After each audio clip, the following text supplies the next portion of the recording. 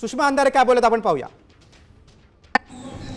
एका मराठी कवीची ओळ आहे, मातीसाठीचं जगावं मातीसाठीचं मरावं, बाळा माती लई थोर तिला कसं इसरावं.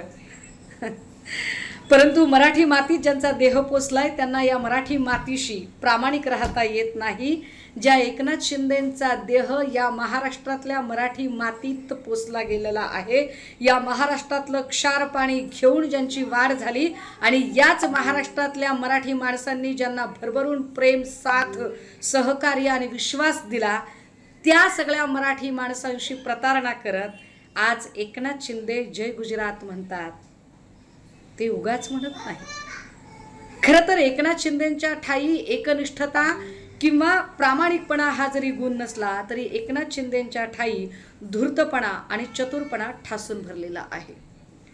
नेमक्या वेळेला आपण जेव्हा राजकारणातनं आता प्रवाहाच्या बाहेर फेकले जातोय की काय, अजित पवारांनी आपल्यावर सरशी केली आहे आणि देवेंद्र फडणवीस कुरघोडी करण्याची एकही संधी सोडत नाहीत, अशा काळामध्ये अमित शहांच्या मंचावर जाऊन आपण अमित शहांची भाटगिरी केली पाहिजे, एवढा साधा सेन्स तर नक्कीच एकनाथ शिंदेंच्या ठाई आहे.